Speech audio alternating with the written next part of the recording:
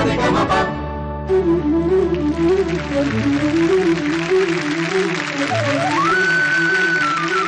सर्वांचं स्वागत आयडिया सारेगमप मध्ये. आज अंतिम फेरीचा सोमवार म्हणजे निकालाचा दिवस.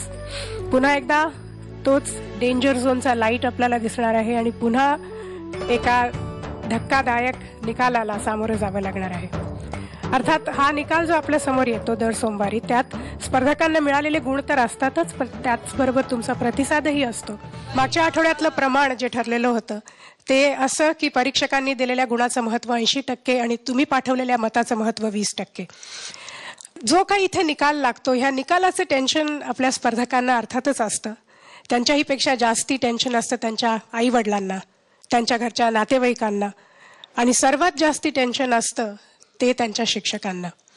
अगदी प्राथमिक फेरीपासून त्यांना वेगवेगळ्या टिप्स देऊन त्यांचं गाणं इथपर्यंत पोचवलं, त्यांना ह्या अंतिम फेरीपर्यंत पोचवलं, तेव्हा साहजिकच इथे लागणारा प्रत्येक निकाल हा आपल्या परीक्षकांसाठी सुद्धा थोडासा जड जातो. तेव्हा जोरदार टाळ्यांनी स्वागत करूया आपल्या आवडत्या परीक्षकांचं, अवधूत गुप्ते आणि डॉक्टर सलील कुलकर्णी. अवधूत आणि सलील, तुम्हाला दोघांना विचारायचं की सोमवारचा दिवस, निकालाचा दिवस, तर हा क्षण जेव्हा जवळ येतो तेव्हा तुमच्या मनात नेमक्या काय भावना असतात?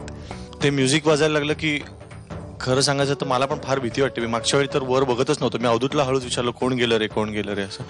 कारण खरंच फार अवघड गोष्ट असते, कारण सगळेच जण चांगले सिंगर आहेत आता, आणि याच्यातला कोणी जाणं ही सारेगमपच्या दृष्टीने, रसिकांच्या दृष्टीने आणि आमच्या दृष्टीने पण फार जड गोष्ट आहे.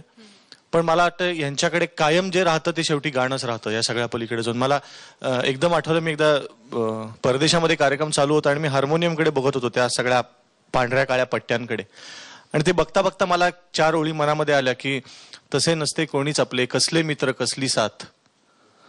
तसे नसते कोणीच आपले, कसले मित्र कसली साथ. फक्त 12 सखे तुझे, 5 काळे पांढरे साथ. तर तुम्ही हे सगळ्यांनी लक्षात ठेवा. All the best. खरं सांगायचं तर मला काय विशेष टेन्शन वगैरे नसतं. कधीतरी बसतो आणि ऐकताना आपण म्हणतो की आज किशोर कुमार ऐकूया आणि उद्या म्हणतो मोहम्मद रफी ऐकूया. तर म्हणजे आज आपण किशोर कुमार ऐकल्यामुळे आजच्या रेसमध्ये किशोर कुमार जिंकलेले आहेत आणि मोहम्मद रफी हरलेले आहेत असं काय भाग नसतो. आपला मूड असतो आणि हा मूड सर्वांचा मिळून आता आपण सगळेजण मिळून एकत्र डिसाईड करतोय. त्यामुळे ऑडियन्सला ह्या 10 मधले कोण आवडले, त्यातल्या त्या आठवड्यामध्ये कोण आवडलं, मधल्या जजला कोण आवडलं, ह्याचा एक एकत्रित परिणाम म्हणून, त्या मूडचा परिणाम म्हणून आपण म्हणू की कोणतरी पुढे जातो कोणतरी मागे राहतो.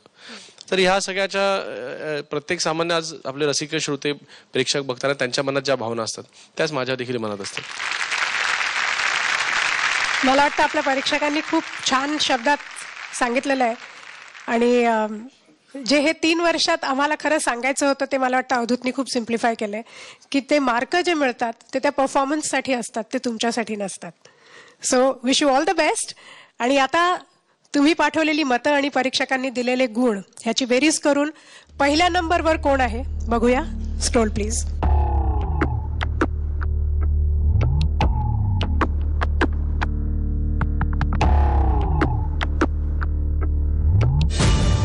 ऋतुजा लाड. ये ऋतुजा, तू एक्सपेक्ट केलं होतंस? म्हणजे कॅनॉट से असं. पण कसं वाटलं तुला स्वतःचा चेहरा बघून? खूप मस्त वाटलं. मस्त वाटलं ना? आम्हाला पण खूप बरं वाटलं. आणखीन असा दर आठवड्यात तुझा चेहरा असा पहिल्या नंबरवर बघायला मला खूप आवडेल. Thank you. So wish you all the best.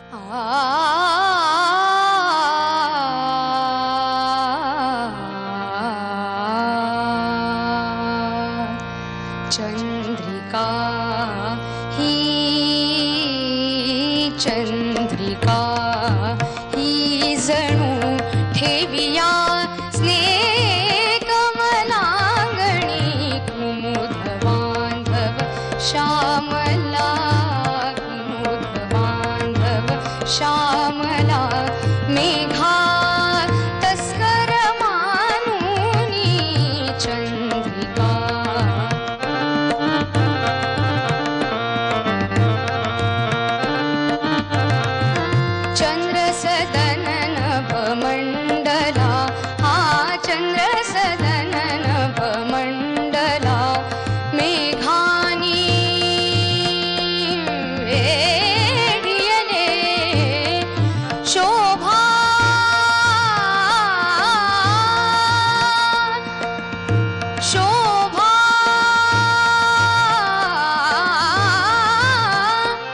शोभा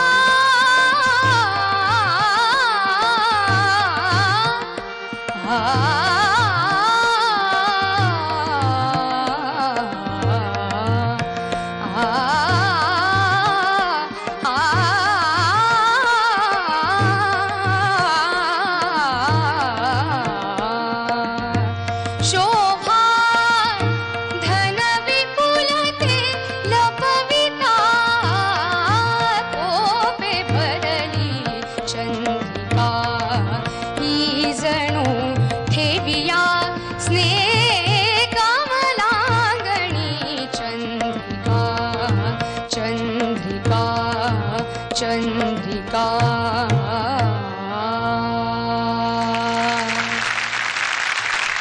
छान झालं ऋतुजा.